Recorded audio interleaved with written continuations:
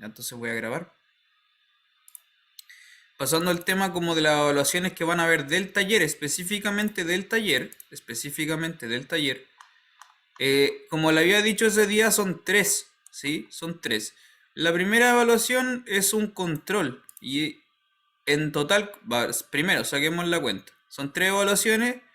La primera evaluación vale 7,5%, la segunda también, y la última vale 10%, lo que como habíamos dicho en total suman 25, ¿sí? Del semestre completo, el taller pesa un 25%. Profe, ¿es pertinente que vaya a otro paralelo en taller si la cátedra la tengo con usted? Eh, es que si tú estás, porque estás inscrito conmigo en el profesor de cátedra, entonces el tallerista es otra persona, ¿cachai? ¿Se entiende? Ya, Porque vale. como que no se recomienda que el profesor de taller sea el mismo que te hace las clases porque la idea es como que te haga trabajar a otra persona, ¿cachai? Ya, profe. Perfecto, gracias. Le quería hacer la consulta entonces de que, bueno, por lo que hablamos ayer en el correo, no sé si Sí. después me salgo de otro paralelo y vengo para este link nomás y conversamos las cosas aquí. O sea, mira, escríbeme un correo cuando terminemos, ahí como que coordinamos bien, ¿ya? Yo te mando un link o lo que sea. Vale, ¿Vale? perfecto. Ya, Gracias. Ya, ya. que te buena clase. Chau, chau. Chao. Entonces, esto les decía, van a ser tres evaluaciones. Y en total, el taller entero vale el 25% de la nota total de presentación, ¿ya? Entonces, ahora sí, ya detalle. El control. La primera evaluación del taller va a ser un control, que es un control tal como usted se imagina, que es como una mini prueba, básicamente. ¿Sí? Y este control, de hecho, se toma, ahí está la fecha, el 27 de agosto, a fin de mes. Y se toma en esa fecha precisamente como para que sea un control antes para hacer una anticipación de la prueba que viene después, po. ¿Se entiende? Ahí dice, de hecho, servirá como ensayo de prueba para el certamen 1, ¿m? Y es individual. A diferencia de la prueba, que la prueba es grupal, como ya lo hemos fijado, la prueba se hace de a 3, ¿cierto? Y es importante en este momento, de aquí en adelante, que usted ya me empiece a mí y al profesor y a todos los profesores que estamos, que nos empiece ya como a decir los grupos, porque se van a ocupar los mismos grupos todo el semestre, como lo mencionamos el lunes igual. ¿Ya? Entonces, si usted tiene ya un grupo armado, por favor, mándemelo aquí en el chat y yo lo voy a anotar así como ya este grupo está conformado. ¿Cuánto tiempo hay para hacer el control? Es una buena pregunta. Eh, es una buena pregunta. Yo diría que, o sea, las pruebas van a durar, no sé, en realidad no hemos decidido eso con Luis, cuánto van a durar las pruebas. Ya, las pruebas, pensando en las pruebas. Como el control se supone que es como una simulación de una prueba, debería durar más o menos lo mismo. Sin embargo, además, como es individual, tiene que durar más tiempo que una prueba. ¿Se entiende? Porque es individual, la prueba es de a 3. Entonces, en vista de eso, cosa que aún no está bien decidido cuál es la duración, yo creo que por lo menos va a durar 2 de las 3 horas pedagógicas, 2 mínimo, 3 podría ser como una cantidad considerable. ¿Ya? Eso, respondo las preguntas. Entonces, me tinca, todavía no se sabe bien, pero me tinca que el control va a durar como las 3 horas enteras de un día viernes. Es decir, ese 27 de agosto es un viernes. ¿Mm? Eso. Ya, disculpe, ¿se puede o no mezclar los paralelos para los grupos? No. O sea, como lo dijimos al principio, la idea es que no. Ahora, a nosotros los profesores igual nos escribieron un correo de un estudiante que quería por favor, nos pedía por favor así como mezclar los paralelos, por lo menos en su grupo, porque como que él quedó en un paralelo y sus compañeros quedaron en otro. Entonces, lo que, lo que le respondimos a este estudiante, y ahora se lo comunico a usted para que por favor se muevan, es que hagan una especie de lista o un catastro y pregunten a sus compañeros de ambos paralelos, se pongan de acuerdo para saber qué grupos quedaron así como separados, ¿sí? Como quedaron así como una persona aquí y otra persona allá en el otro paralelo. Para cachar nosotros los profesores como cuántas personas están en esta situación, ¿se entiende? Como con esa información podemos tomar una decisión, y así como a ver qué pasa. ¿Se entiende? En caso de que como que no pase nada, porque a veces los estudiantes no se organizan o como que la información es muy difusa, en esas situaciones se recomienda directamente que usted se cambie de paralelo, si en realidad es como un trámite hacer eso, ¿no? Pero depende, si es que son como dos personas en este paralelo o una en el otro, mejor que el otro se venga para este, o no sé, ¿se entiende? Es como que, bueno, hay que conversar. Por eso todo depende de cuántas personas están en esta situación, ¿ya? Por eso es ideal que se organicen y a nosotros nos comuniquen así como nombres y una lista, así. Todas estas personas están en esta situación, ¿ya? Entonces, respondo, a priori, los grupos tienen que ser del mismo paralelo. ¿Bien? Falta esa información. Ya, eso es lo que respecta al control. Ya, el segundo trabajo, la segunda evaluación que tendremos en el taller es un trabajo de investigación. Ya, que también en el grupo de tres. Bueno, en realidad, como dice acá, es a lo más tres estudiantes. No, no tienen por qué ser tres exactos. Pueden ser dos, puede ser uno. También puede ser individual. A lo más tres, ¿no? Idealmente es tres, porque son harta pega y mientras más personas más se reparte. Creo yo, quizás es peor, no sé, pero yo creo que es mejor. Entonces le explico, el trabajo de investigación que va a tener que entregar a usted, le muestro la fecha para el 12 de noviembre, falta un montón todavía en todo caso. Para el 12 de noviembre, en su grupo usted va a tener que elegir uno de estos temas que están aquí presentes en el archivo, ¿ya? Se los voy a leer en un momento, pero como puede, es una gran lista de posibles temas, en los cuales usted va a tener que hacer una investigación de su tema en concreto, el que va a elegir como grupo, y van a tener que hacer una página web en GeoGebra, ¿ok? Eso va a tener que hacer. En esa página web, como es GeoGebra, usted puede poner imágenes, puede poner animaciones, puede poner, no sé, doodles o cositas como interactivas, pero el propósito de esta página es como, a ver, creo que dice acá, donde se busca, sí, el propósito es que se busque divulgar un tópico específico a un público diverso. Eso significa que lo que tiene que hacer usted es como enseñarle a alguien que no sabe necesariamente matemáticas, ¿se entiende? Es como para todo público. ¿M? Y usted tiene que ponerse como en el rol de un divulgador matemático y tratar de enseñarle a alguien que puede que no sepa nada de matemáticas. ¿Bien? Pero al mismo tiempo, también, y esto tiene que usted también, eso no está comentado aquí, espérenme. Claro, y al mismo tiempo, cosa que no está bien dicho acá, pero va a estar en la rúbrica, que también tiene que tener la rigurosidad matemática. Para nosotros, como matemáticos, formalmente, tenemos, con los profesores que vamos a evaluar esto, tenemos que ver que usted realmente domina el contenido, ¿sí? Son dos cosas que tienen que estar en juego en este trabajo. Primero es cómo divulgarlo para un todo público y segundo que se note que usted sabe la teoría formal matemática, ¿ya? Y además, también voy a leerle la última parte, dice, y se aplique lo aprendido para la resolución de un problema creado por los mismos estudiantes. Esto significa también que este trabajo también tiene que enunciar usted un problema a modo de ejemplo y resolverlo, ¿sí? Cosa que de hecho ayuda mucho para alguien que quiera aprender matemáticas como, me están resolviendo un problema y aprendo así se hace, ¿no? Eso tiene que hacer usted mismo. Tomar un problema, crearlo, ¿cierto?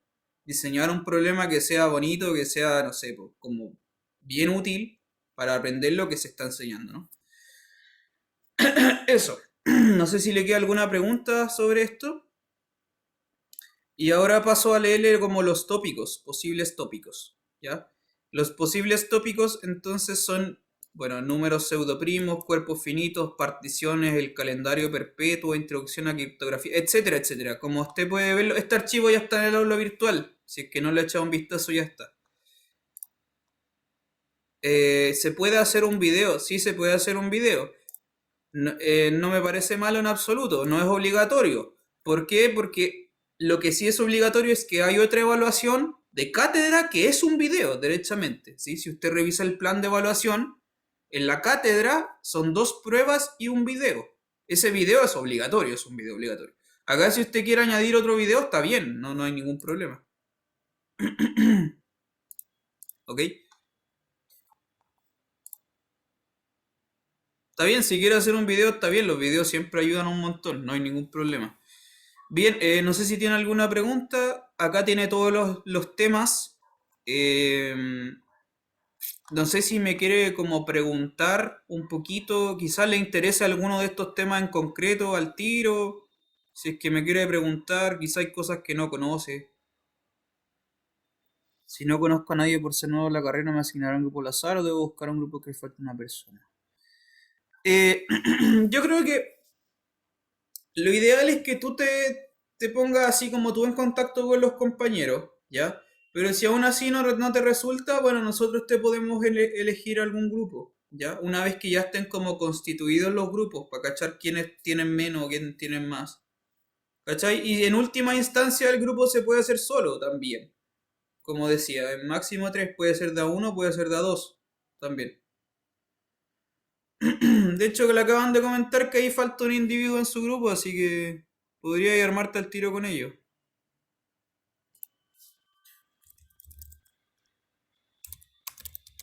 Eso, ya. Como le decía entonces, bueno, cualquier pregunta que me quiera hacer, como que este es el momento. Igual me puede escribir un correo si quiere. Entonces, sobre los temas en cuestión, me puede hacer preguntas también sobre los temas en cuestión. Profe, Eh, dígame.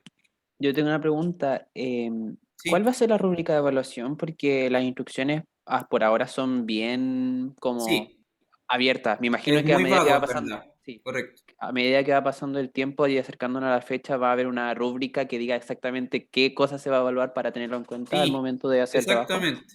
Ok, Sí, gracias. correcto. Sí, de hecho esas rúbricas ya están hechas, pues, pero no tiene tanto sentido tirarla al tiro. O sea, bueno, la vamos a publicar pronto en todo caso. Este trabajo, como le decía, está pensado como para mucho más adelante. Ya, porque en este momento no tiene mucho sentido que usted se ponga a hacer el trabajo al tiro, porque no tiene la teoría, no le hemos enseñado sobre nada de lo que está presente acá, ¿se entiende? Entonces, cuando ya sea más adelante en el semestre, le vamos a publicar la rúbrica donde se evalúa lo que se evalúa. Y ahí está como todo detallado qué necesita para tener un 7. Eso. Ya, ¿qué me dijeron? Me preguntaron por los números pseudoprimos. Ya, eso.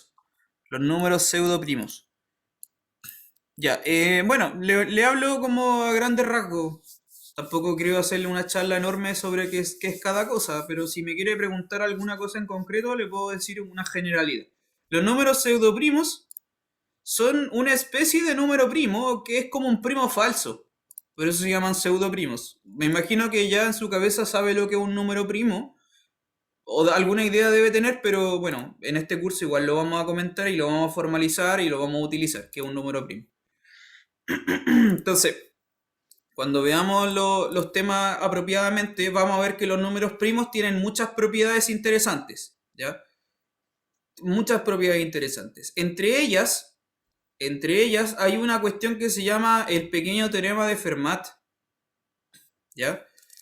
Que lo veremos en su debido momento, qué significa eso. El pequeño teorema de Fermat, y vamos a ver que ese teorema es como, tiene una característica y una forma súper interesante cuando los números son primos, cuando están involucrados, ¿ya? Ese teorema da origen a algo que se llaman números pseudoprimos. Que, mire, le voy a mostrar el archivo, el pequeño archivo que hay en Wikipedia, para que se entienda.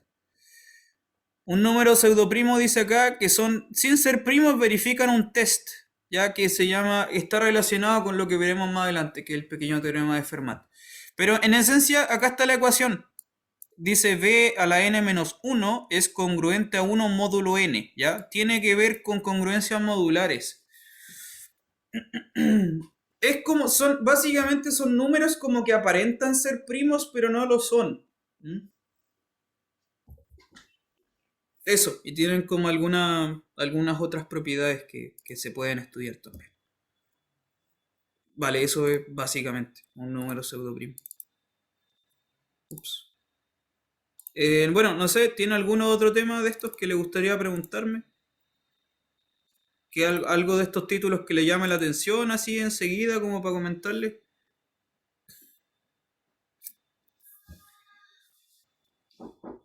Pregúnteme nomás. Los tríos pitagóricos, ya. Los tríos pitagóricos.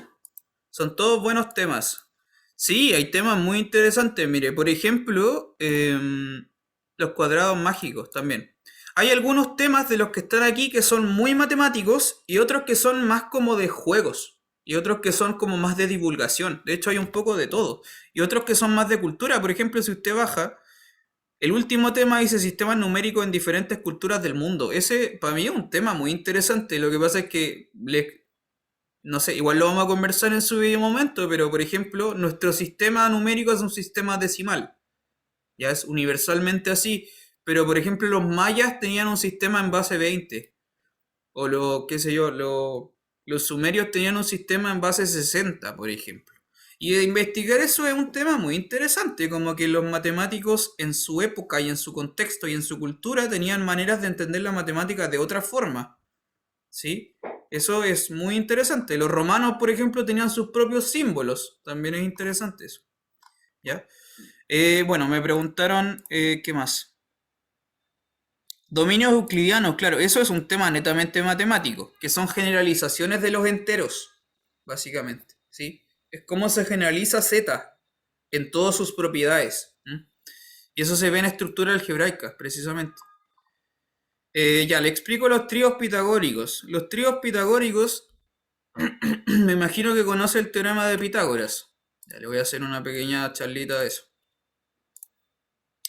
Los tríos pitagóricos vienen desde el teorema de Pitágoras. El teorema de Pitágoras, usted ya debe conocerlo, dice que el cateto al cuadrado con el otro cateto al cuadrado me da la hipotenusa al cuadrado, ¿cierto? Por lo tanto, si a este lado, a este cateto yo le llamo A este cateto le llamo B y a este cateto le llamo C, el teorema de Pitágoras me dice esto, ¿no es cierto? C cuadrado es A cuadrado más B cuadrado. Ya. Lo que pasa, ese teorema es válido para cualquier triángulo rectángulo de cualquier manera, ¿no es cierto? Cualquier triángulo rectángulo cumple con esto. Teorema de Pitágoras, ¿cierto? Ya. El asunto es que cuando estos números son enteros, ocurre un fenómeno interesante, que es, por ejemplo, el famoso 3, 4, 5, que quizá usted ya lo conoce, ¿no? El 3 al cuadrado con el 4 al cuadrado te dan el 5 al cuadrado. ¿Sí? Eso es una casualidad, una curiosidad muy curiosa que se puede estudiar también. Entonces, en este contexto decimos que el 3, 4, 5 es un trío pitagórico. ¿Vale? ¿Qué es un trío pitagórico? Entonces, es una tripleta de números enteros que satisfacen el teorema de Pitágoras. ¿Sí? Por ejemplo, hay otros números tríos pitagóricos, no sé si los conoce usted, hay más, el 3, 4, 5. También está no sé El si 5, conoce. 12, 13. Ese es el otro famosito, el 5, 12, 13. Ese también es un trío pitagórico súper conocido. Bueno, y los múltiplos de eso, ¿o no Y los cuentan? múltiplos de ambos, correcto. Si tú tienes un trío pitagórico, todos los múltiplos también son tríos pitagóricos, ¿no es cierto? Eso desde ya es un teorema que se podría demostrar, que no es difícil de demostrar. Entonces, también como dice en el chat, el 8, 15, 17. Todo esto se puede estudiar. Para mí es un área de estudio muy interesante. Es decir, ¿cuáles son todos los tríos pitagóricos? Es una gran pregunta. ¿Y cómo se responde eso? ¿Cómo los encuentro todos? ¿Ya? Eso es un tema bien que da para largo, pero aún así no se extiende demasiado tampoco, así que es como súper conciso igual. Ese es el tema de tríos pitagóricos, ¿vale? Investigar cómo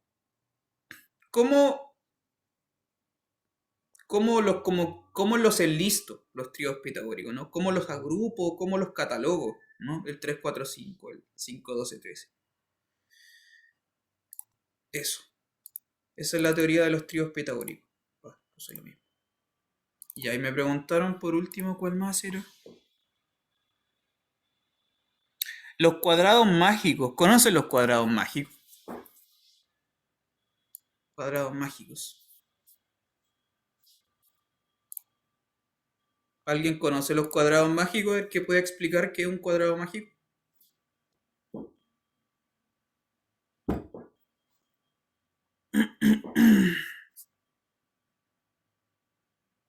¿No? ¿Nadie sabe lo que es un cuadrado mágico?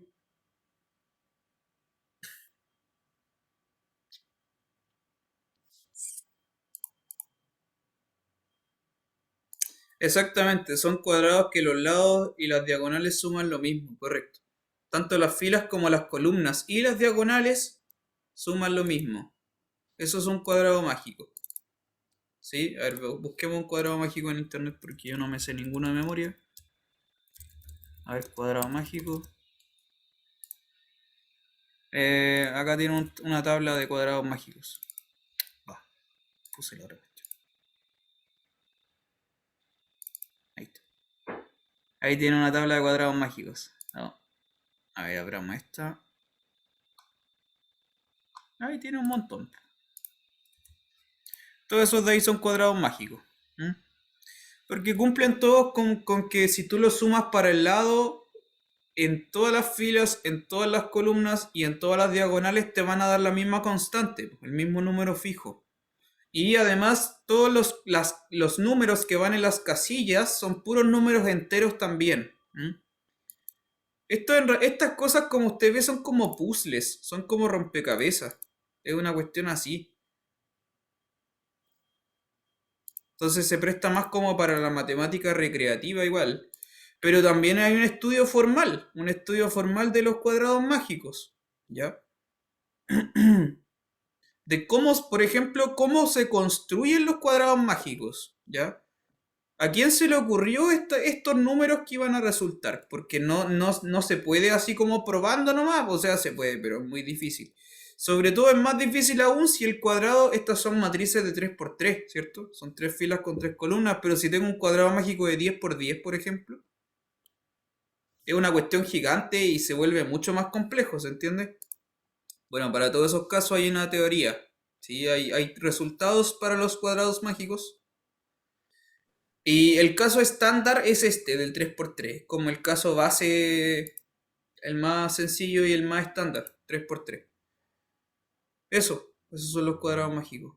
Incluso hay cuadrados que se llaman pseudomágicos también, que son los que cumplen una cosa y no cumplen otra, etcétera. Y usted puede investigar ese tema. ¿Ya? ¿Alguna otra pregunta?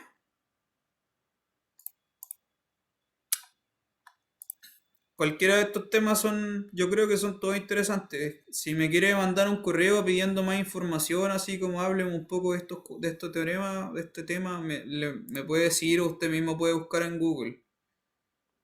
¿Ya? Por ejemplo, la sucesión de Fibonacci y la razón áurea es un tema súper clásico igual.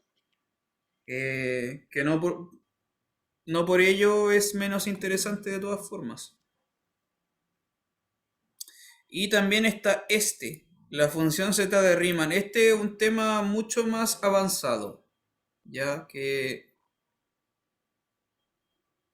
este tema lo recomiendo como si usted tiene harta matemática en el cuerpo ya como para estudiar la función z de Riemann, que es un tema ya mucho más avanzado, en verdad. Profe, una consulta respecto a los temas. ¿Sí? ¿Un grupo elige un tema y después otro grupo no puede elegir ese tema o es libre? Yo diría, tampoco lo hemos decidido con el profesor, yo creo que los temas sí se van a poder repetir, ¿ya? Yo creo que sí. De todas maneras son hartos temas, así que tampoco es como que se van a repetir muchos. Pero yo diría que sí, no debería haber problema con eso. ¿Ya? Así que bueno, lo que queda es que me manden los grupos por los nombres de los integrantes. Acá ya me escribieron uno, lo voy a anotar al tiro. Esperemos un poquito y lo van a anotar al tiro.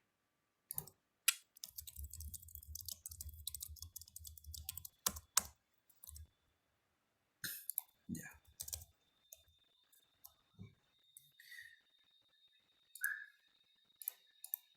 Ya, y entonces, la última evaluación, ya ese es el trabajo de investigación con la página GeoGebra, etcétera. Y lo último que queda pendiente por explicarle es la última evaluación, que es una interrogación oral, es una evaluación oral, que vale 10%.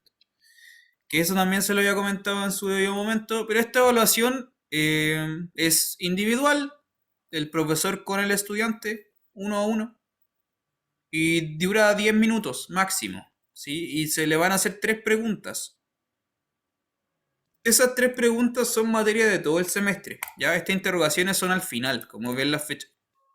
Y en ese momento ya ni siquiera vamos a estar teniendo clases porque ya habremos terminado la materia. Entonces ya va a tener toda la materia del semestre y le vamos a hacer 3 preguntas. Y las preguntas son, no es difícil, no como que para que se ponga nervioso ni nada, son preguntas como para saber que usted sabe nomás, ¿bien? La primera pregunta va a ser así como una pregunta de definiciones, de conceptos, de teoremas. La segunda pregunta un verdadero o falso y la tercera pregunta ya es de desarrollo, donde ya usted tiene que tirar la API y resolver un ejercicio así, ¿bien? Eso es individual y se toma al final del semestre. ¿Alguna pregunta? ¿Algo que me quiera preguntar?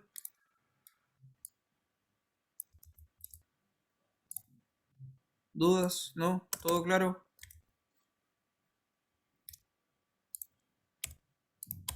Ya.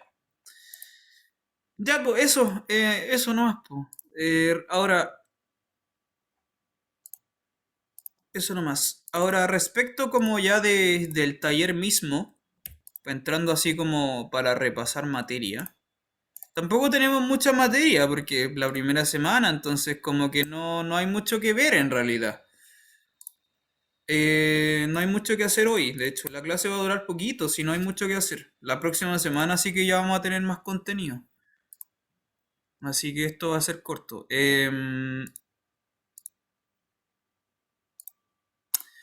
Ya, entonces, pasando a ese tema, necesito saber si tiene alguna pregunta con la materia, si se entienden los axiomas de Peano, el concepto del sucesor, del antecesor, que no creo que sea, eso último no creo que sea tan difícil de entender. Los axiomas de Peano sí pueden ser un poco raros quizás. No sé si tiene alguna pregunta, yo le puedo tirar algunos ejercicios si quiere acá, para que resolvamos algo. Profe, en el apunte que eso que está en el aula hay ¿Sí? ejercicios que no hemos hecho, que tienen Sí, que ver con lo que vimos. correcto, los vamos a revisar hoy día también. ¿Mm? Sí, me parece bien. Ya, mire, justamente lo tengo aquí y lo voy a revisar. Mira, acá están los ejercicios. Eh, Estos ejercicios, claro, son como ejercicios de lo que hemos visto estos días. Que no es mucho, pero acá está. ¿Mm? No sé si lo revisó. Si no, revíselo ahora. Haga primero el que le parezca. Intente hacerlo usted primero y después como que me puede preguntar algo a mí. Yo no se lo voy a hacer al tiro, no crea que yo le voy a dar la respuesta. Pero sí quiero que lo intente y después de un rato como que yo le muestro cómo se hace, ¿ya? Eso vamos a hacer. Puede comenzar con el que le parezca más, cualquiera que a usted le parezca más interesante. Si quiere partir en orden, puede partir en orden. Ya, eso. Entonces, lo insto a que trate de hacer alguno de estos 5 cuestiones que están acá, el que le parezca más interesante o si quiere hacerlo en orden.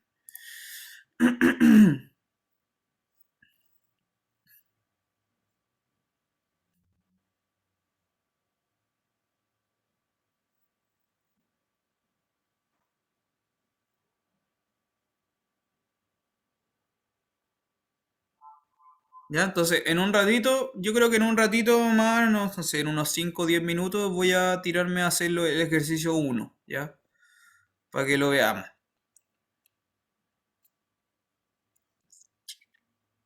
Eso.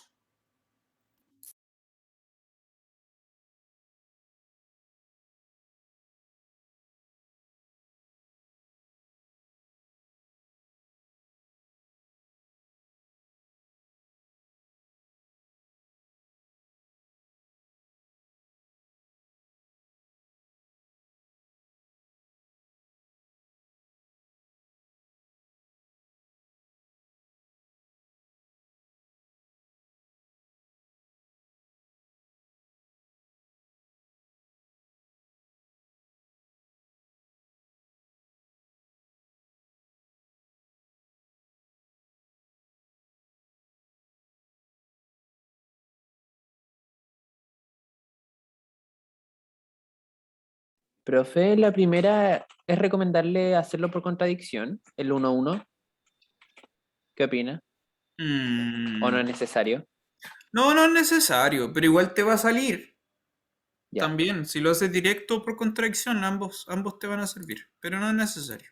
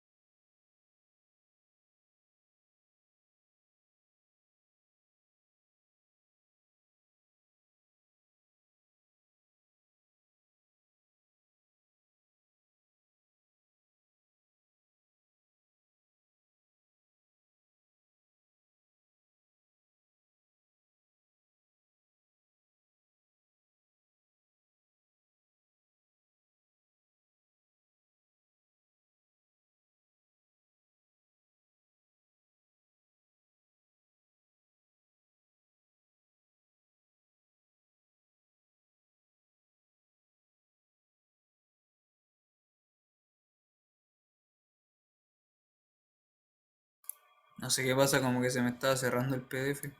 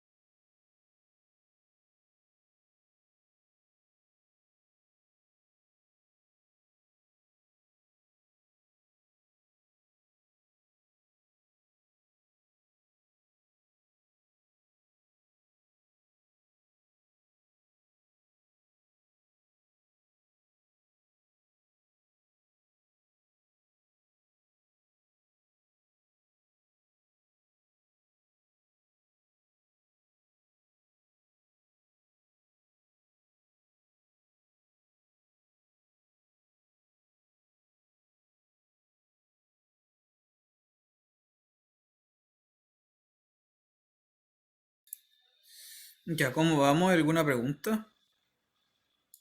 ¿Salió el primer ejercicio? Todavía no. Cuénteme.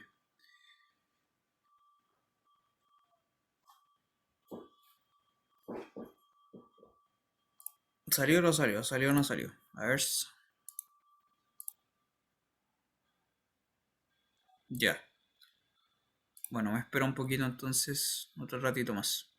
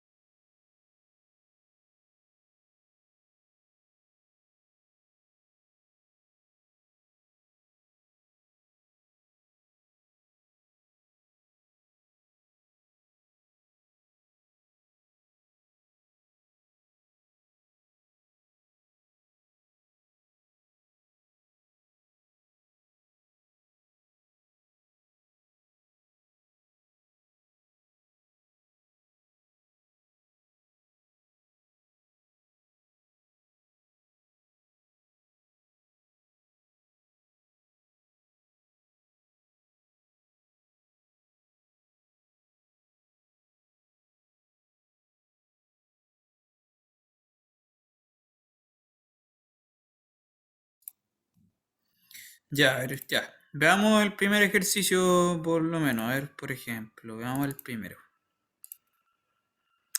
El primer ejercicio dice, a ver qué dice el primero, demostrar lo siguiente.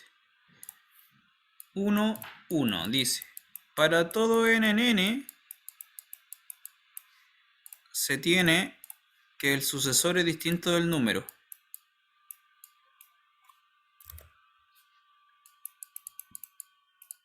Ya, ¿cómo demostramos esto? A ver, ¿qué idea tiene usted? ¿Cómo se puede probar este hecho?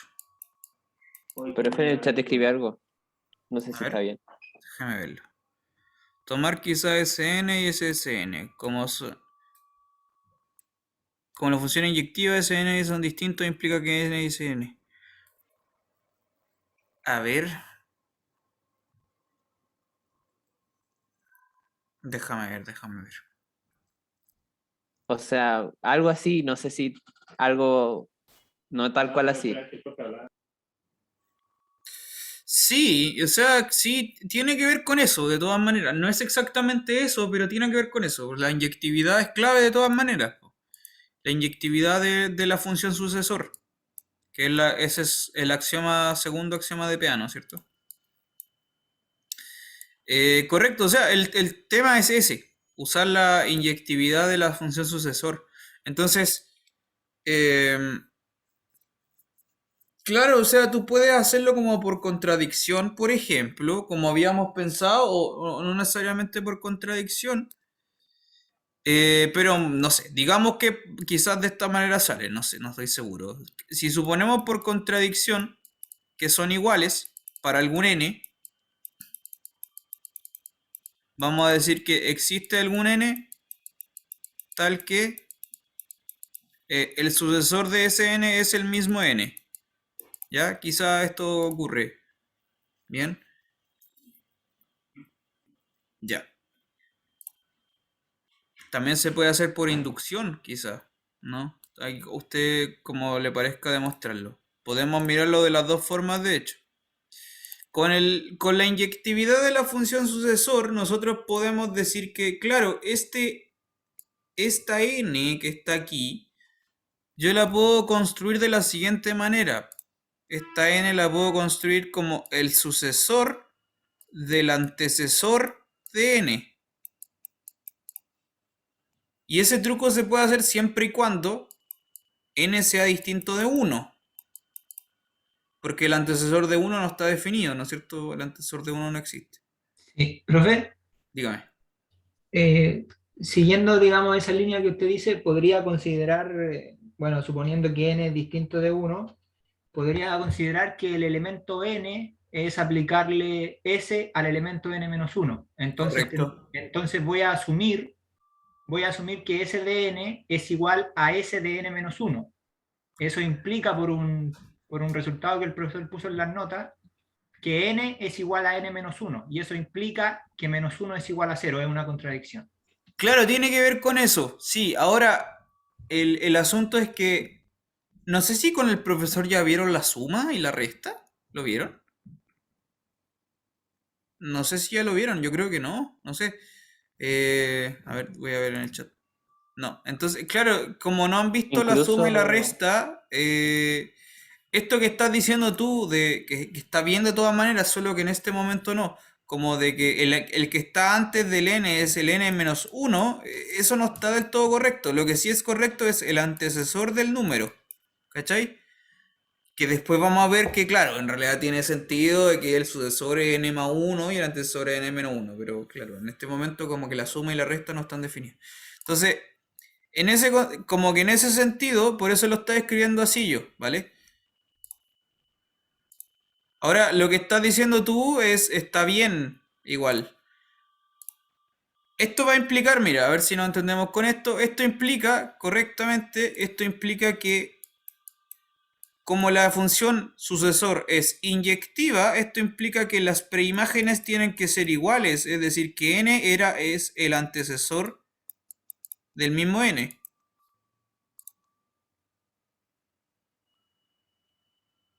¿Sí? Es el antecesor de n, por la inyectividad del sucesor.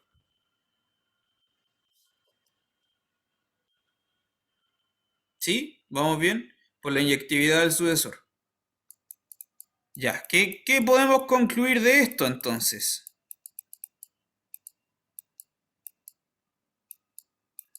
pero profe, ¿no sería como lo mismo de arriba? O sea, De hecho, sabemos sí. que sabemos que n no puede ser igual al antecesor y sabemos que n no puede ser igual al sucesor, entonces como que llegamos a lo mismo. Es muy parecido, pero no es lo mismo. Sí, es muy parecido, pero no es lo mismo, ¿no? Lo que queremos demostrar es justamente lo que estás diciendo tú. Ya. Pero mire, no sé, o sea, intente hacerlo, quizás ni siquiera es por el camino que yo estoy diciendo. ¿Sí? A ver, lo que quiero decir es lo siguiente, mire, póngase en esta situación. Entonces, desde acá, mire, voy a anotar esto, lo voy a marcar con verde, desde acá tenemos que el sucesor es n. Y desde acá tenemos que n es a su vez el antecesor. Entonces, por consecuencia, las dos cosas tienen que ser iguales. Es decir, que el sucesor de n es al mismo tiempo el antecesor de n. ¿Sí? Porque el mismo n. ¿Qué concluyo de eso ahora? A ver, ¿qué podría pasar con esto?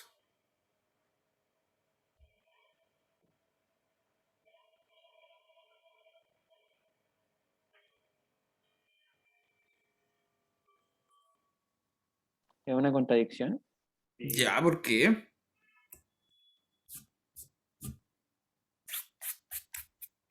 O sea, hasta el momento no hay contradicción. Para que haya una contradicción tiene que estar algo malo con los axiomas que pusimos al principio. Alguno Sí, de los porque axiomas tiene que fallar. Todavía no sí, hay no, todavía no está eso. Dígame. no, si hasta ahora no hay contradicción porque la inyectividad me dice que si S de n es igual a ADN, simplemente n es igual a n. O sea, aquí n va a ser igual a n, no hay contradicción. Ya, no, no exactamente, no. Eso es lo que tú dices. Voy a borrar esto. Es si es que acá en vez de aparecer una A hubiera una S. Ah, es la función a de n, perdón. Sí, es la función antecesor. Pero, profe, a de n igual a n no aporta, digamos, mucho. Piénselo, Ah, sí, piénselo. profe, creo que Digo. aquí dice que todo n tiene antecesor y solo tiene uno, o algo así, como que es Ya, único. ya, ok. Vale, está bien, está bien. Porque el antecesor de n es igual a n y a ese n, pero solo existe un antecesor. El antecesor de n... A ver, de nuevo, voy a leer lo que pusiste. El antecesor de n es igual a n, ya, sí, por lo que encontramos. Y a ese n también. Pero solo existe un antecesor. Pero estamos asumiendo que ese n y n son iguales, pues, ¿cachai? Entonces no tendría dos antecesores, porque esos dos en realidad son uno solo. Esa es nuestra hipótesis de contradicción, ¿cachai? Entonces hasta el momento todavía no hay una contradicción, ¿entiendes?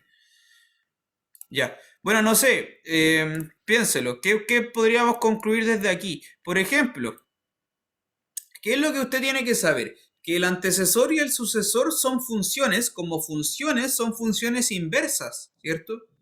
Son funciones opuestas, de modo que si yo tengo el sucesor del antecesor, los compongo entre sí, esto me obtiene ¿qué cosa? La identidad, ¿sí? La función identitaria, la que no hace nada, ¿cierto? Eso, por ejemplo, podría ser un dato para lo que queremos hacer acá, no sé, quizás. Se lo dejo ahí como servido, puede ser que sirva. Vamos a poner esto, lo voy a dejar así como en una nube. El sucesor y el antecesor son funciones inversas, la una de la otra.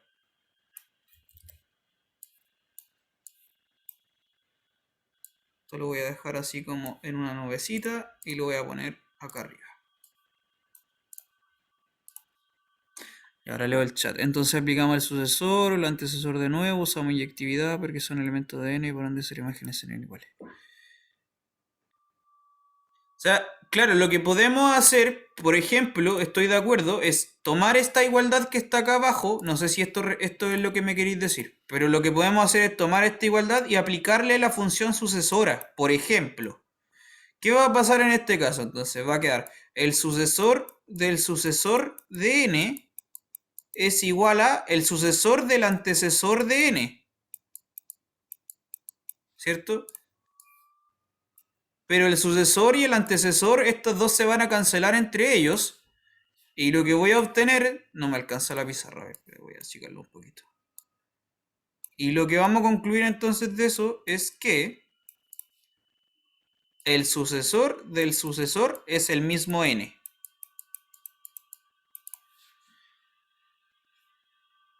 Eso es lo que se concluye.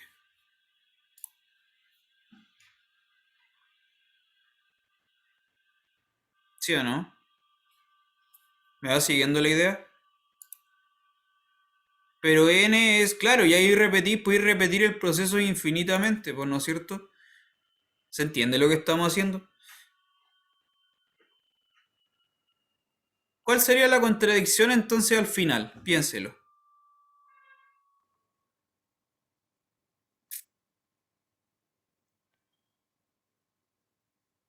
¿Cuál sería la contradicción entonces?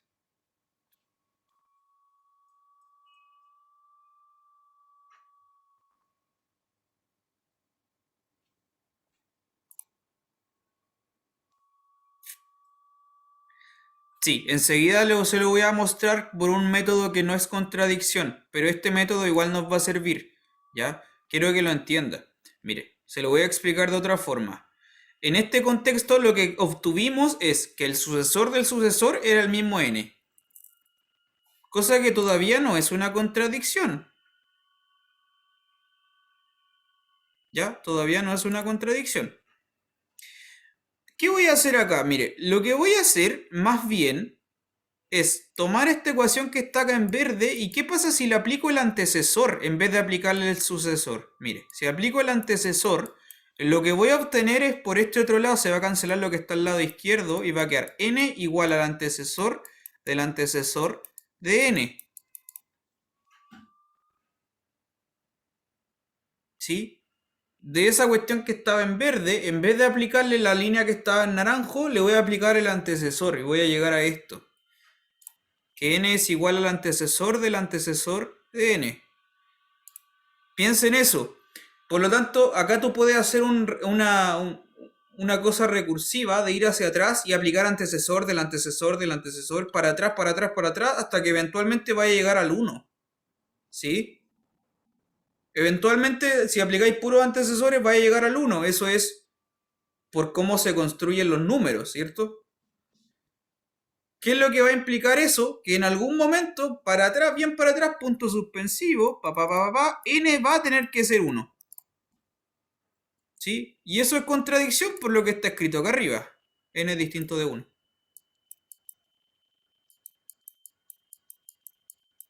¿Se entendió, no? Está muy enredado. Quizás está muy enredado.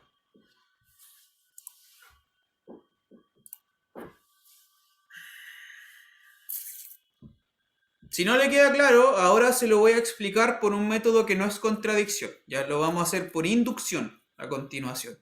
Quizás por inducción es más visible y más entendible, puede ser.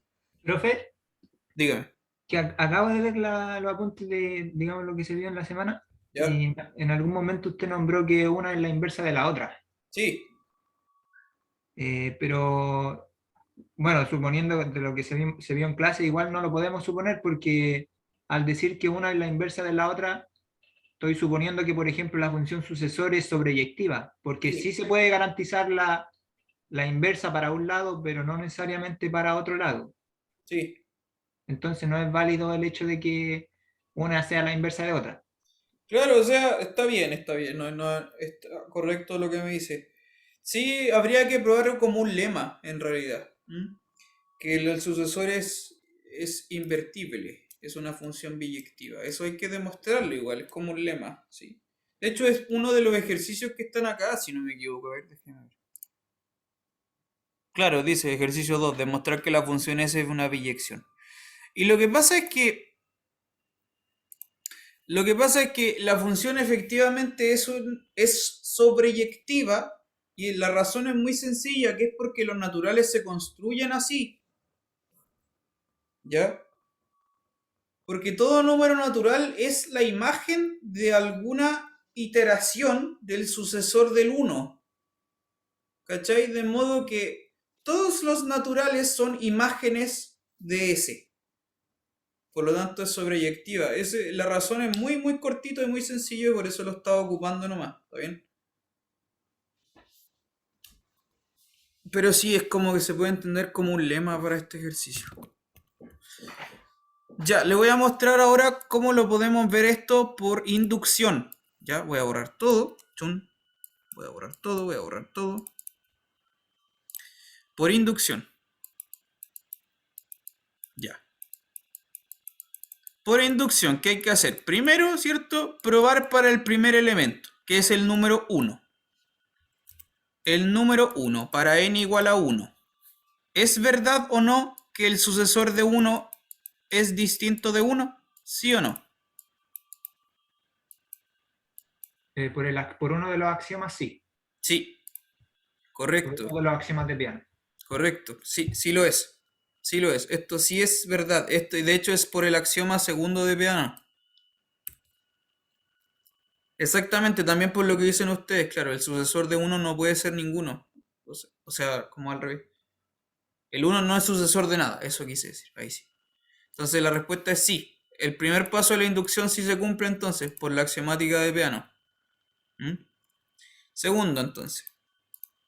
El segundo paso es asumir, efectivamente vamos a asumir que el sucesor de todos los números hasta un cierto, no sé, digamos que asumimos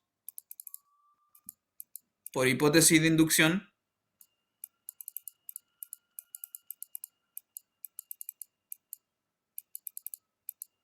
¿cuál es la hipótesis de inducción entonces? Vamos a asumir que ¿cómo lo vamos a notar esto?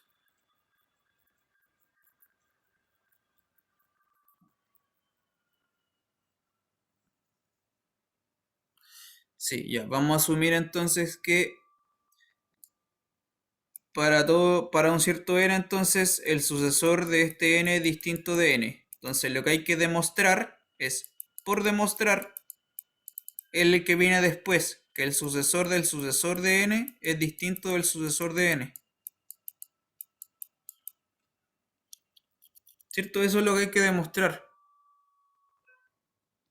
¿Sí? Nuestra hipótesis de inducción es esa y lo que hay que demostrar es eso. Ya, ¿cómo demuestro ese PD?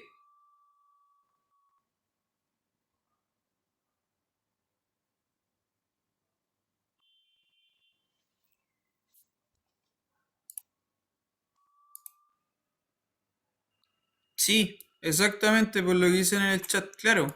Por la inyectividad de la función sucesor, po. Si tú tienes dos números distintos, al aplicarles la función s, las imágenes también van a ser distintas. Entonces, esto se desprende inmediatamente por la inyectividad, que el sucesor del sucesor de n es distinto del sucesor de n. Tiene que ser así, y eso demuestra el ejercicio. Chun, chun, chun. ¿Sí? Se cumple entonces la tesis de inducción y por lo tanto la inducción está terminada. ¿Se entiende, no? ¿Alguna pregunta?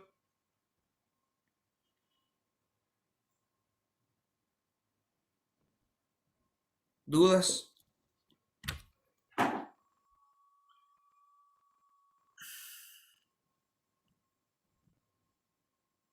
Profe, no, nada. ¿Alguien quiere preguntar algo?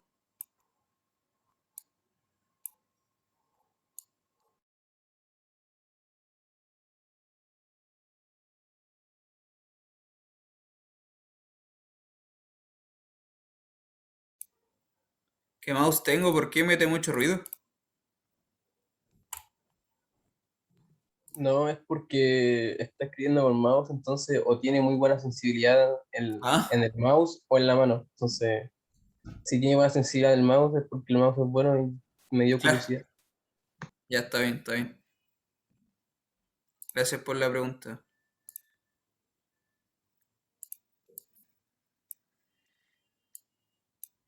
¿Alguna consulta? ¿Se entendió esta demostración? También la hicimos por contradicción. La que le parezca más cómodo, de todas maneras. Yo creo que más elegante es esta por inducción. En general, esto siempre sale mejor por inducción porque la inducción es inmediatamente un axioma de Peano. Entonces viene bien para probar estos ejercicios. ¿Ya? Veamos, sigamos con la guía entonces.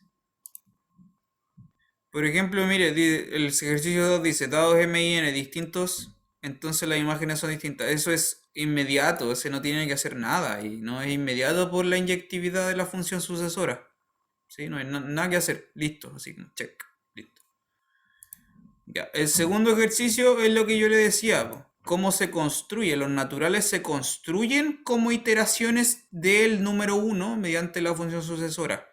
Por eso es que la sucesor es sobreyectivo.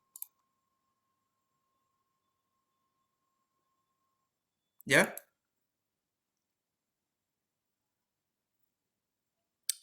Entonces repito esto, por construcción los números naturales se construyen como iteraciones del 1. Por lo tanto son imágenes de algún elemento. ¿Mm? Entonces la función S es biyectiva y por ende tenemos esta función antecesor, que es la función inversa. Ya, tercer ejercicio, demostrar que todo en n se obtiene por medio de un proceso finito que consiste en aplicar la función sucesora iterativa. Esto es por definición, el ejercicio 3. Es así se definen los números. Ya, esto también es inmediato, yo creo que no debería demostrarse el 3. Así es, ¿bien? Es por definición. El 4 sí que es un buen ejercicio, yo creo. Échale un vistazo al ejercicio 4. El concepto de un ancestro. Decimos que M es ancestro de N. Sí, Le recomiendo que intente hacer el 4 ahora en un ratito que tenemos. Trate de hacer el 4. O el 5 igual, también puede ser el 5.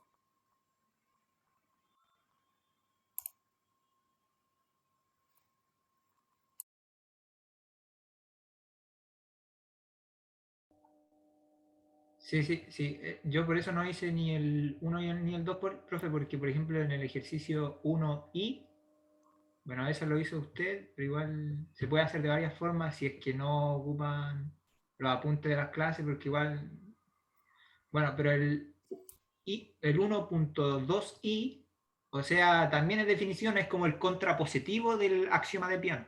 Cuando uno dice S de M igual a S de N, implica M igual a N, estoy ahora haciendo el contrapositivo. M distinto de N implica S de M, entonces al final era la definición. Claro. Y el 2 también es prácticamente, o sea, para mí la definición. El 3 quizás habría que ahí, digamos, explicar un poco más y el 4 ya no es tan trivial. Sí, pues, justamente. Así que trata de hacer el 4, está bien.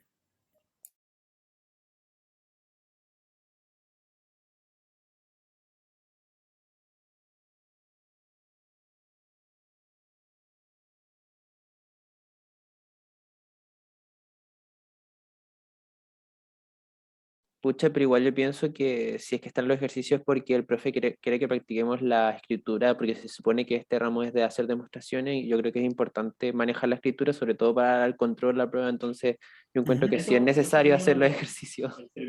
No. Pero se me perdió la... Ah, estoy mostrando esto. Ya. Sí, está bien, no hay ningún problema, mira. Podemos mirar el 2, por ejemplo, te lo escribo.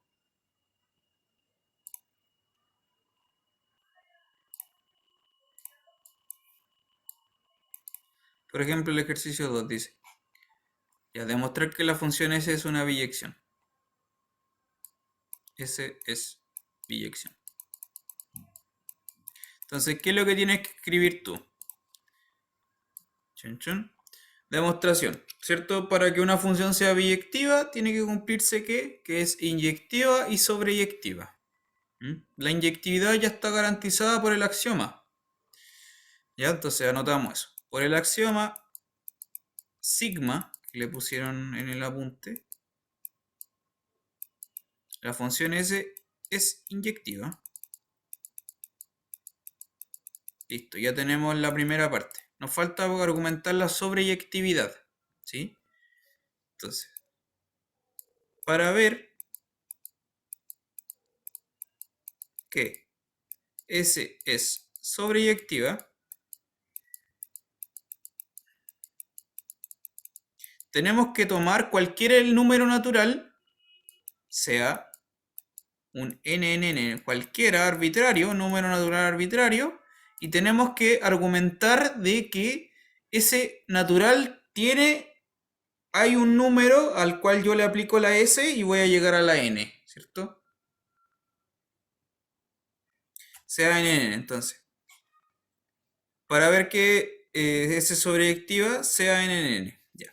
Entonces, por construcción, por cómo se construyen los números naturales, N se define, ¿cómo se define el número N? Como la iteración enésima del sucesor sobre el número 1.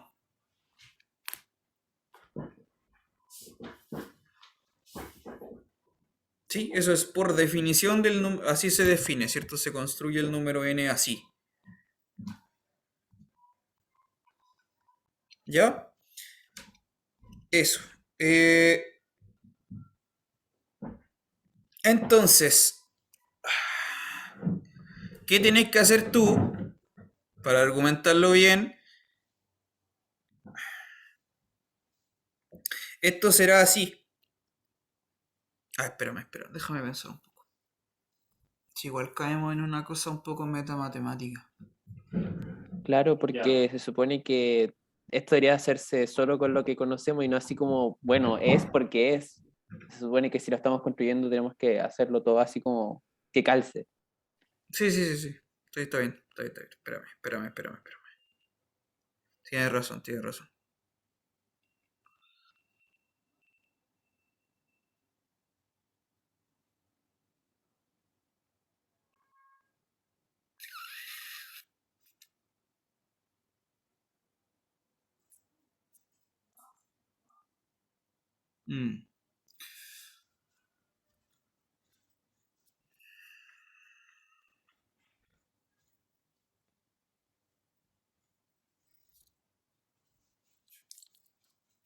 Ya, tendremos que hacerlo por inducción entonces.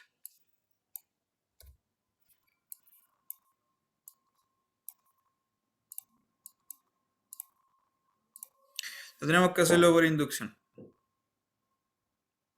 Ya, entonces, por inducción.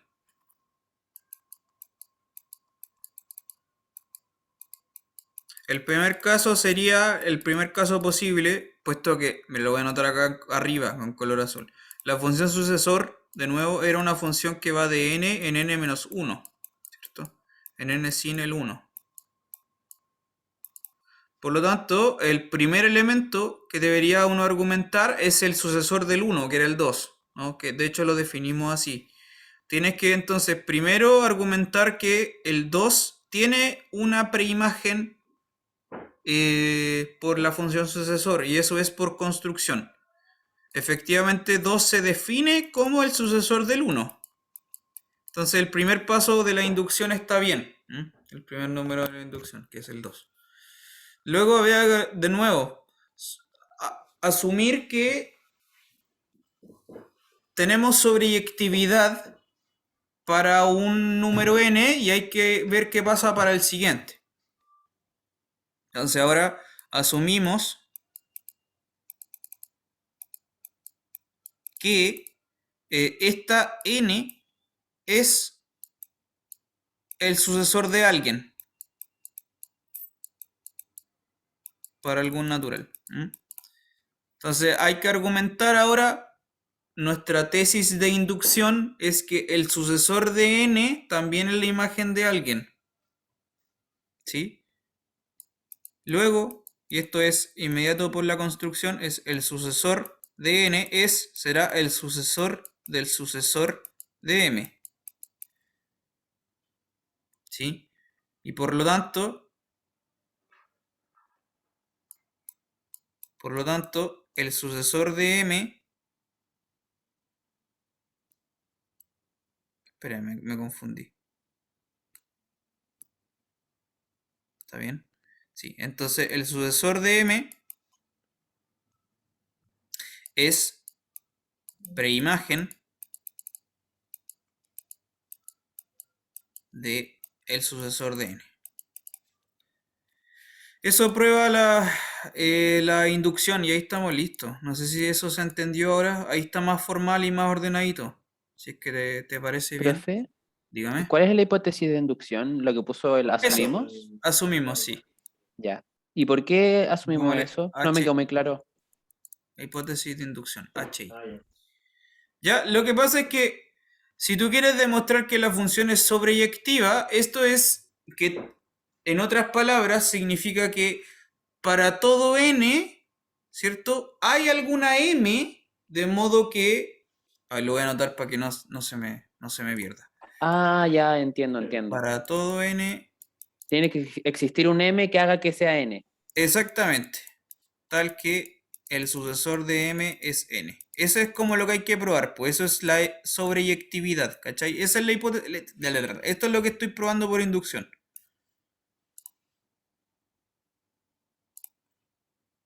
Eso. ¿Cachai? Entonces la hipótesis de inducción precisamente es eso, lo que estoy asumiendo. Y después lo demostramos para al que viene después, por el siguiente, el sucesor. ¿Ya? ¿Hay alguna pregunta con esto? Sí, bueno, yo creo que la moraleja es que estos ejercicios les van a salir por inducción. Creo que ese es como la herramienta.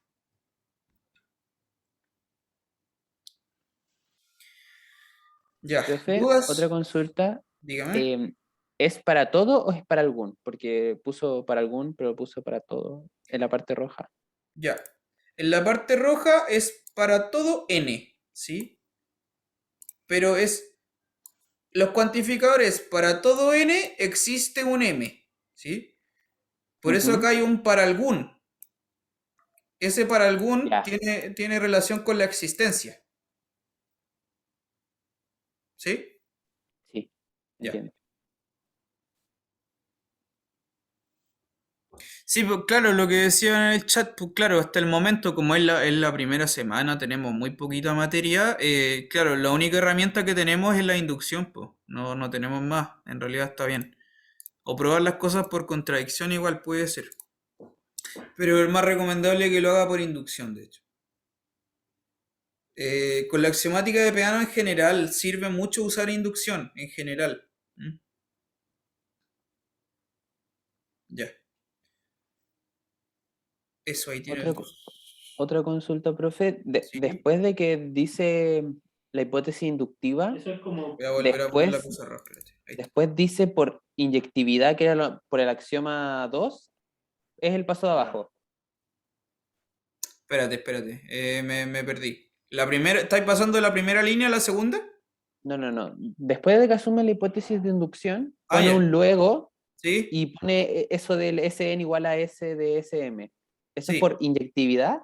No. Lo único que hice fue tomar esta ecuación y aplicarle la S. Ah, ya. Ahora sí me queda claro. Ya.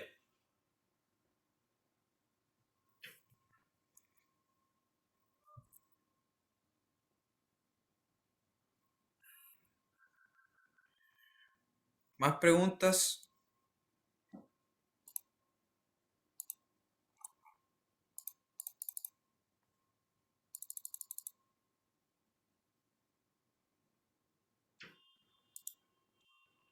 ¿No hay preguntas? Ya, bueno, le decía, intente hacer el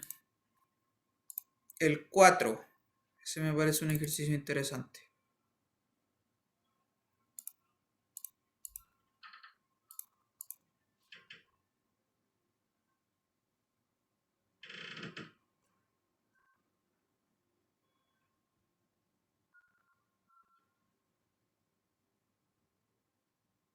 Trate de hacerlo, en un ratito lo revisamos.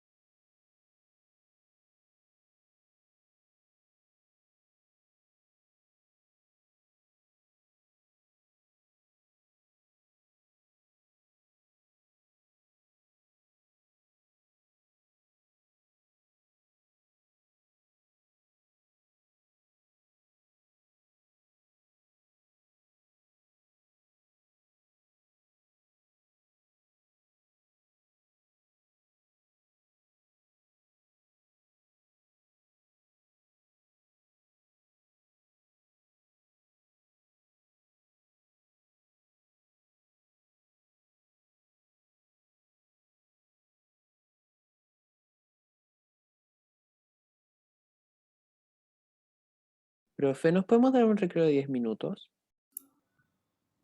Tienes razón. Sí. O Em, sea, yo sí. estaba. Lo que pasa es que estaba pensando ya hacer el ejercicio 4 y terminar aquí nomás, en todo caso. Ah, ya, entonces podría hacer eso, hacer el tiro y terminar antes en vez de hacer recreo. Sí, no, porque esta clase tampoco íbamos a hacerla tan larga. No sé, ¿cuánto termina la clave 11? ¿A qué O hora sea, es eso? a las 3:50 hay 10 minutos de recreo y después son 35 minutos. Ya. Eso no son los mismos Eso. archivos que O sea, es hasta las 4:30 más o menos, ¿no? 4:25. 4:25, exacto. Ya. Ah, perfecto. Ya. Bueno, no, igual terminemos este ejercicio y estamos, pues, lo dejamos aquí nomás. Tampoco es necesario terminar la hora entera. Ya, entonces, em, dejemos esto y estamos listos. El concepto del ancestro. No sé si ya lo leí yo. Bueno, lo que dice es básicamente que es como que tú tienes un número y tienes otro. Y tiene la particularidad de que el segundo, si tú le iteras la función sucesor un montón de veces, vaya a llegar al primero, ¿no? Por eso se llama ancestro, que es como está más atrás, entre comillas. Y lo que te pide demostrar es la transitividad de esta función ancestro, de esta operación ancestro. ¿Sí? Ya entonces, hagámoslo. Dice, rápidamente, vamos a hacerlo entonces. Ejercicio 4. Dice que tú tienes L, M y N, tres números, L, M y N, tres números naturales, de los cuales, si asumimos que L es ancestro de M y M a su vez también es ancestro de N. Entonces lo que hay que demostrar es que L es ancestro de N. Ya lo voy a dejar acá entre paréntesis. Por demostrar, L es ancestro de N. ¿Ya? ¿Cómo probamos esto? A ver, ¿cómo lo haría usted? ¿Qué se le ocurre?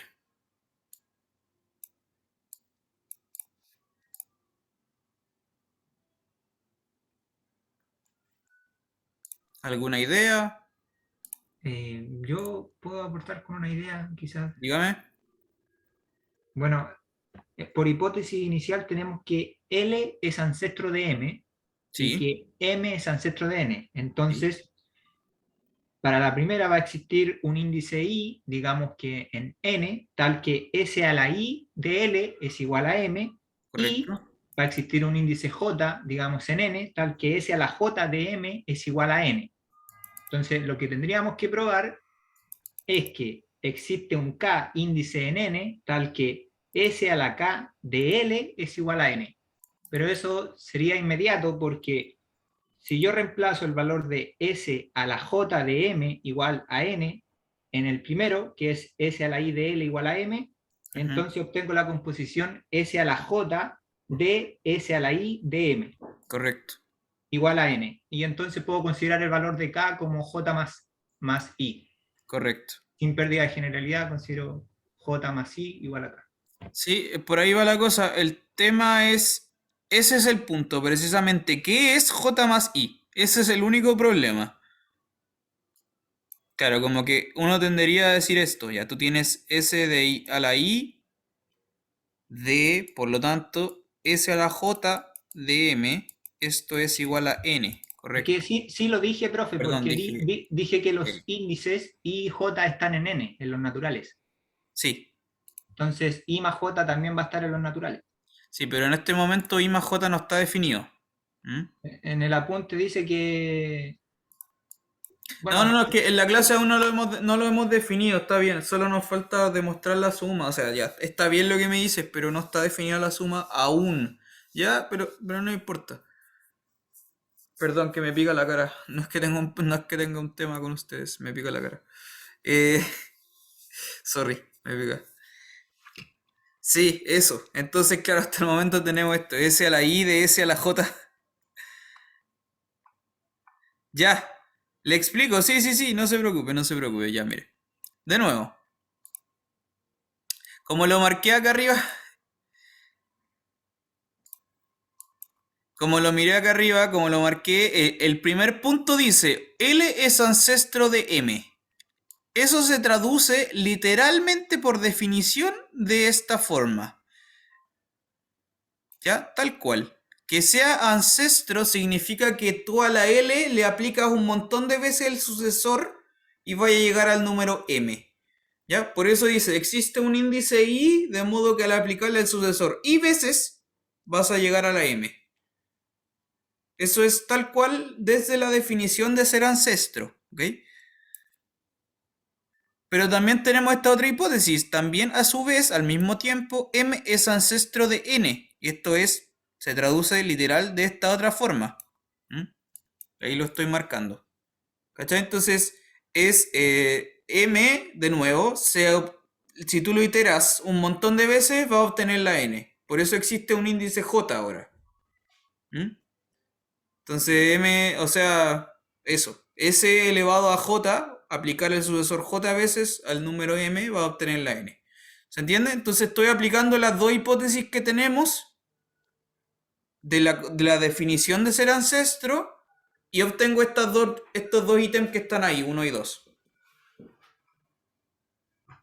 Ya, ahí, eso es, hasta el momento está ahí. Ahora, ¿qué hago con eso? ¿Vale? Eso es lo que obtenemos por Profe, hipótesis. tengo Dígame. una duda. Sí. ¿Por qué si le aplica SI afuera a SJ, L, queda N? Es como... Creo no, que no lo puse al entendí eso. revés, ¿o no? Sí, lo puse al revés. Disculpa, es SJ de SI. Ahí sí. Tienes toda la razón. Es SJ de SI de L. Ahí sí. Ahora sí calza todo. Antes estaba súper perdido por eso. Sí, estaba al revés. Tienes toda la razón. Ahí sí. Ya, claro, porque si la M es S a la I de L, entonces lo reemplazo adentro y tengo S a la J de S a la I de L igual a N.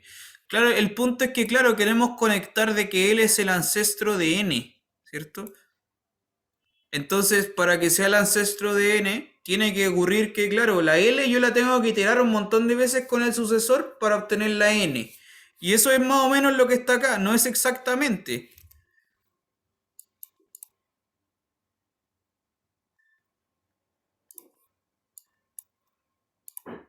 ¿Qué es lo que pasa? Lo único que falta es... a ver, déjame pensar.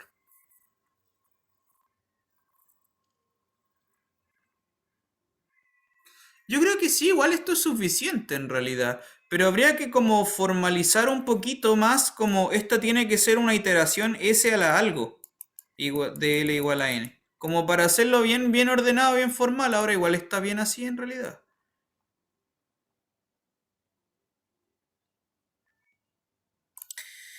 Entonces, ¿qué es lo que tiene que haber ahí arriba? ¿Qué es ese algo? Claro, lo que formalmente debiese ser es I más J, en realidad, ¿no es cierto? ¿Cómo definimos I más J? En términos del sucesor, este signo de interrogación, a ver, voy a repetir.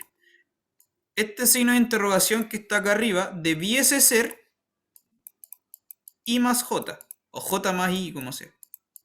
Pero J más I. creo que eso se puede arreglar tipo poniéndole un S afuera nomás. Y ahí sería uno más y no necesitamos poner ningún más. ¿O no? A ver, ¿cómo Tipo, eso? Perdón.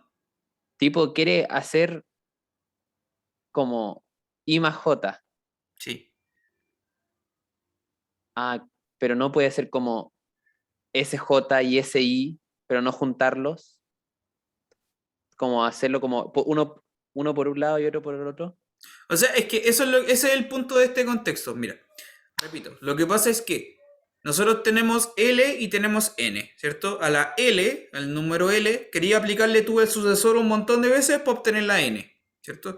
De hecho, eso es lo que está escrito ahí con color negro. Dice SJ de SI de L. Ahora, no está escrito formalmente, eso es todo. Como que la sutileza formal es que tú tienes que lograr escribir S elevado a algo, de L tiene que darte la N, ¿cachai? Por eso tiene un signo de interrogación ahí. Lo que estoy haciendo a continuación es como para formalizar un poco la cosa, aunque esto en realidad tampoco es necesario. Pero entonces, lo que ocurre es que lo que tiene que ocurrir es que ese índice de signo de interrogación tiene que ser el J más I. ¿Cachai? Tiene que ser el J más I. El problema es que J más I aún no está definido. Entonces, ¿cómo se define ese numerito realmente?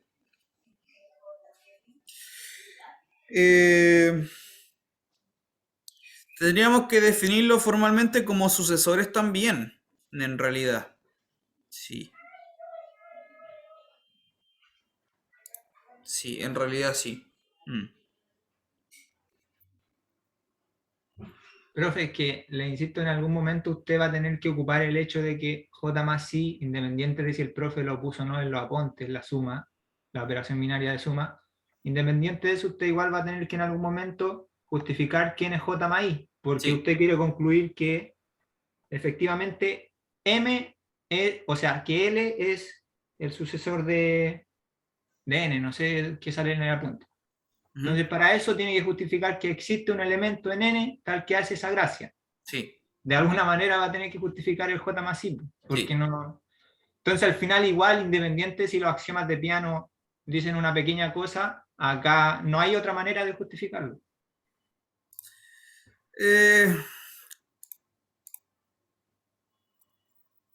Déjame pensar. Yo creo que, o sea, podríamos como definir en este momento como el J más I, definirlo formal, ¿ya? Pero eso igual lo vamos a ver, lo van a ver en la clase, cuando definamos bien qué es la suma, ¿ya? Porque J más, insisto, J más I en este momento no está definido. Que lo van a ver en la clase, cómo se define la suma de los números naturales formalmente con la axiomática de Peano. Ahora, sin tener en cuenta esto de la suma, yo creo que el modo correcto de demostrar este punto, que es como súper detalle, súper detalle, en realidad es con inducción, debería ser.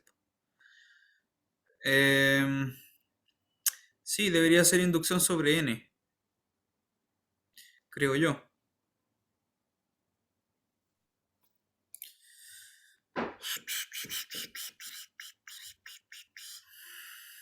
Igual ahí van a implicar más de un elemento, sí, no solamente el N, para la inducción. Mm.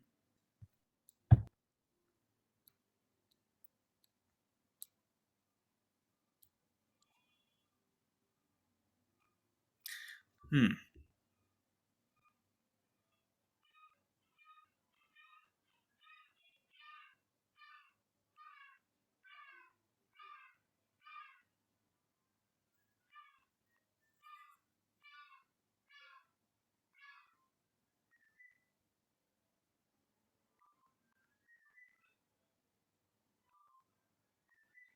Sí, estos se están trampando un poco más, en verdad. Como, claro, por el tema de definir la suma. Yo creo que podríamos dejarlo como pendiente, ese objeto suma, J más I, porque lo vamos a ver en la clase siguiente, ahora el lunes, así. Van a ver eso, cómo se define la suma. Y ahí con eso el ejercicio este va a salir al tiro. Ahora sí, Igual dígame. lo puedo preguntar o al profesor Luis si es que no se puede hacer de otra forma que no sea definiendo la suma. No, Para, no, sí se puede, sí se puede. Pero claro, habría que pensarlo por inducción. Solo que yo creo que es más fácil pensarlo así, pero claro, hasta el momento no tenemos definida la suma. Si usted quiere resolverlo por inducción, igual le va a servir también.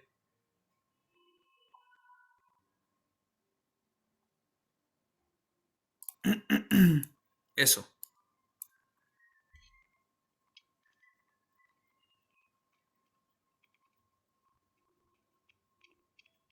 Bueno, no sé, yo creo que podemos dejarlo hasta aquí.